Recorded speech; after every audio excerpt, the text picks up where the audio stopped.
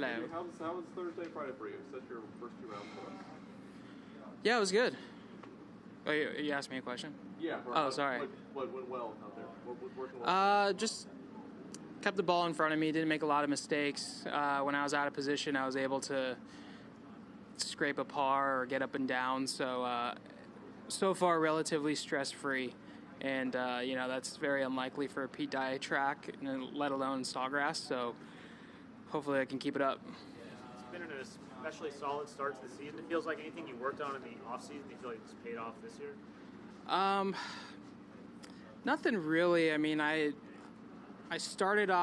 finished the season really good last year and just kind of been keeping that momentum going forward into this year. But I think a little bit of mindset change, this is my 9th year.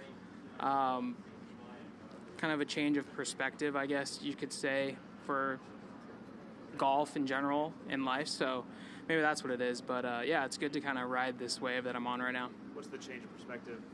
I don't know. I just have so many responsibilities with my family and my kids and just wanting to be a dad and balancing life and family life. So, it's dawned on me that, golf is just golf. And, you hear a lot of people say that when they first have children. And I didn't really think that. I was still golf, golf, golf. But now that my oldest one's 4 and, there's lots of emotion when I leave and when I come back. So it's it puts things in perspective on what really matters. Do you ever feel guilty being out here? Yeah, totally. How do you deal with that? It's tough. I don't know how to deal with it. I mean, I try to talk to them as much as I can, FaceTime. But when you have a little one that's just always asking where you're at and how much they miss you and to come home, it's tough. But, my family fortunately knows Daddy's got a job and this is what I got to do. And, hopefully it'll pay off dividends in the end when, things are all said and done. We can kind of have a good time together. Do you have any help?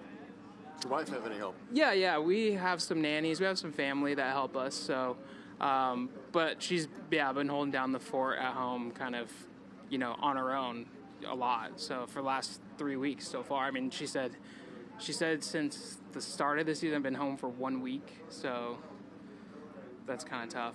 Try to tell her that you could be in the Navy and be on a ship for 7 months. I've tried that angle. Tell her when you're coming home. I've tried that angle and it doesn't work.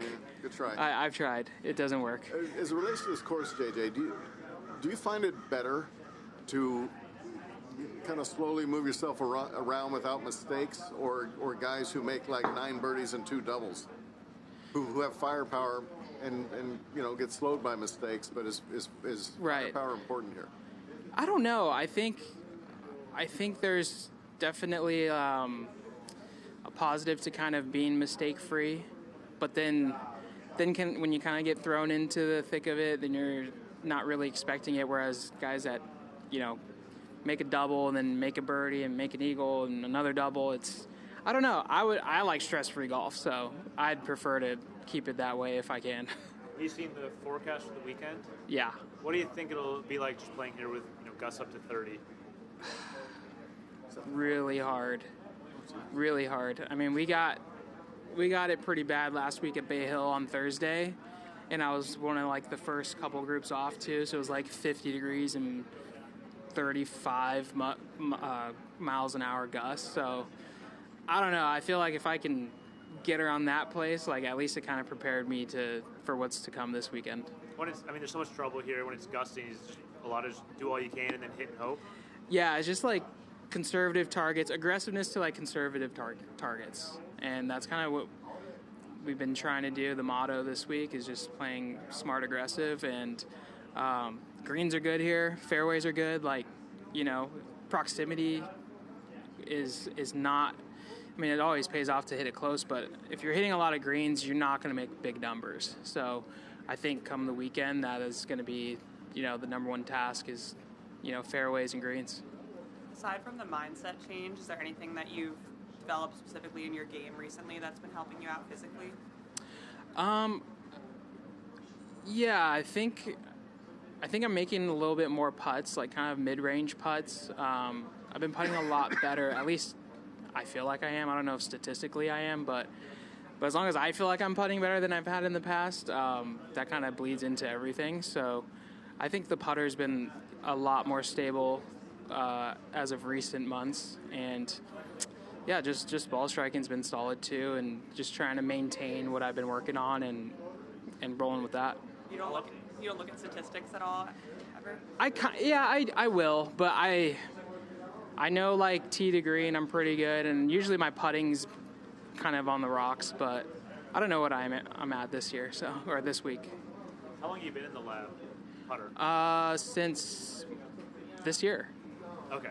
I tried it at Sea Island, actually. That was my first week.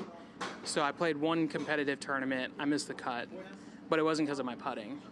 And then, I played with it all winter long at home, played all the games at my course at Whisper Rock, and just kind of was like, dove right in and said, all right, let's go. And then had a shot at Sony, and just, it's been nice. So it's been working out in my favor. Is that a tough adjustment? They're just so different than a regular putter? Yeah, I think people expect to kind of pull it off the rack and start making everything. You kind of have to unlearn some of your tendencies, almost in a way. You got to get out of the way of the putter or the ball, whatever you want to say, and just let it do its thing. There's no manipulation because it's like zero torque or whatever, and it's important to get fit for the right lie angle and stuff because it's lie angle balanced, and that's the whole science behind it. So, it's been really good for me lately, and hopefully it keeps doing what it's supposed to be doing. JJ, you're about to get the unprepared reporter question, but I don't recall you at Memphis last year. Yeah. Where did you finish on the FedEx Cup? What was the fall like for you? Last year? Yeah. So I didn't make Memphis last year, so I finished 96th after the end of the fall. But I mean, I didn't make this was actually my first cut. After the end of Wyndham or after the end of the fall? I was 95th after Wyndham. I finished third there to finish 95th.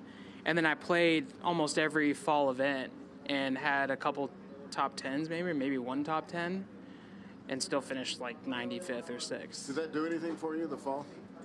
Except for no.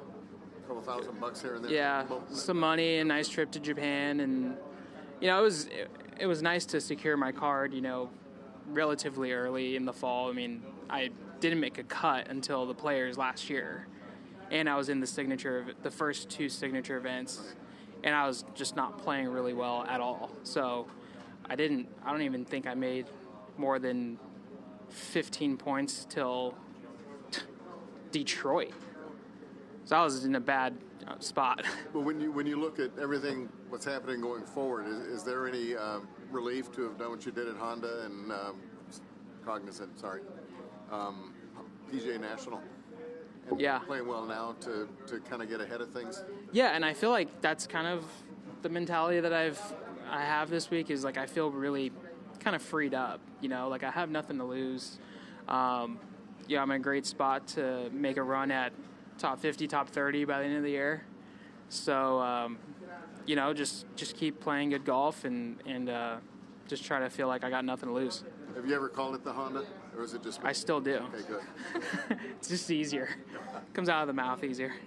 Thank you. Yeah, no problem. Yeah.